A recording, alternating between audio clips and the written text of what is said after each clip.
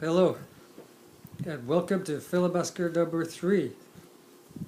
Now I want to thank everybody again for all the fabulous comments and responses from the first 2 filibusters that I've done. And the kind of conversations that we've generated, I feel, are fundamental in the pursuit of understanding and just looking to comprehend what goes on in the world, whether it's very mundane and social things, or if it's deeper and spiritual issues. So I thank you everybody for checking out the filibusters and leaving fabulous comments. Now, I want to say that when this filibuster is about the economic reality that we live in, the crisis that we're facing in the very near future, that we're in the midst of, is more truthful.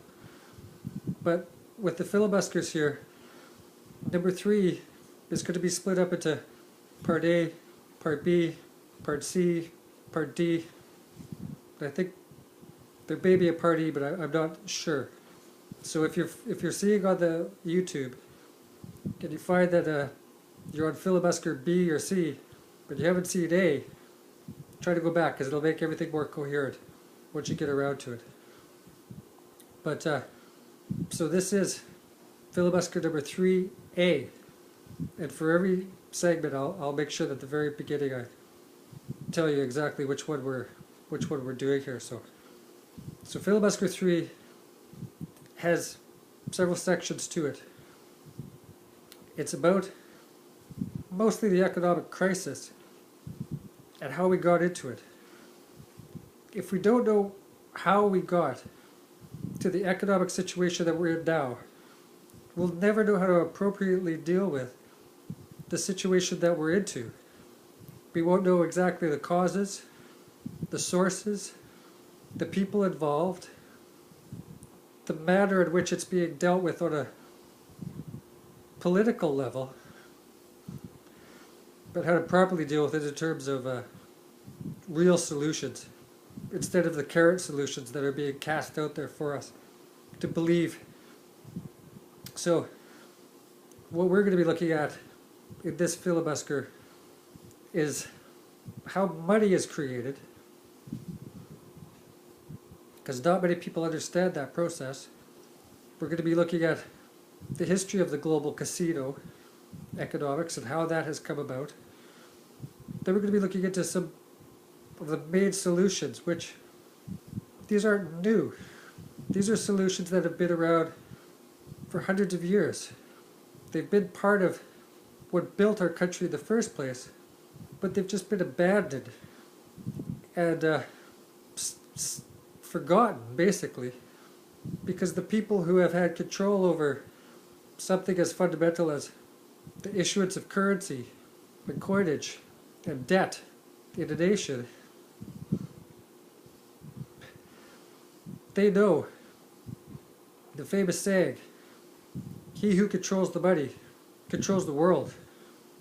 And that's where they're at right now, because they've controlled the money for a long time, but we're going to get into that kind of history. The last part of the filibuster will get into not only the great scam, the great deception of the bank fraud, but how the bank fraud and the income tax fraud relate thoroughly. I've seen many different videos and places where people have said, this is what's happened, but they've never seen how the income tax in Canada and the United States especially related in terms of historical timing, but economically tied together. And we'll get into that later. So really, this filibuster is about, Part A is about the economic crisis. Now, when you look at what's going on in Europe, people are like, come here, the first type of things you're hearing is, oh, over-bloated government bureaucracy.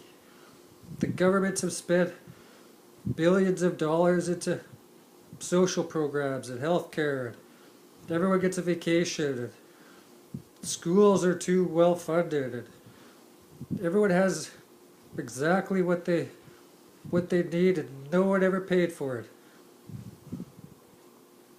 Now, you also get the idea that some of the crisis is caused by just a few bad apples. That the overall so-called free market system, which is a lie, there's no free market. There's subsidies, there's monopolies and oligopolies. There's nothing free. When certain corporations get all the action, then every small and middle business, they are basically scrambling for all the rotten cores that are left on the ground. But when we hear that these are the usual causes of Europe's great big debt, that they've done all these great things for the public, now they're having to pay for it. We need to stop and think, what is the real source of these debts? What is the manner in which a nation that had good status just recently, somehow through the investors, that the central bankers making comments that, well, this country's debt is out of control. Therefore, now you start having their economies downgraded in terms of ratings agencies, or paid off agencies, or someone just decides that they're going to start making money off another nation's currency, or the fact that we could drop their values very fast through some wayward commentary and start to send it down a river that's unstoppable. But all these countries and all their investments and all these things are losing billions and trillions of dollars. You should know someone is making billions and trillions of dollars. When money is siphoned away from your pension plans, retirement funds, all your investments that honest people have put themselves into, that money is being siphoned elsewhere. And the people who are getting that are the same people who have structured this collapse. Now, most of this, the history behind this present economic collapse, is available if you do the research. But a good portion of it isn't either, because it's hidden.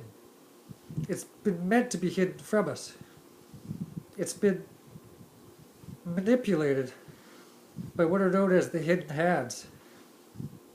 And these people like to be behind the scenes, because if you don't know what they've done, you don't know how to stop them. So we're going to get into this history about how Western civilization largely, and the global economy as it stands right at the present moment, how this world has been structured towards a globalist economic state where the rest of us are just placed into jurisdictions under different regions. But the sovereignty of our nations, but the power of our constitutions, and human rights, civil rights, all of these are being diverted for one thing, which is the economic question. And they are stepstoning us there. They're starting to run faster. Then we are not going to let that happen, because we've already let too much happen as it is. We have to stop the Goldman Sachs of this world, the Citigroups, the central bankers. All of these oligarchs are determined to take away all public interest, all public industries, publicly owned things, make them private, make us all suffer. So we are now going to step into Philobusker number 3B, money creation. See you soon.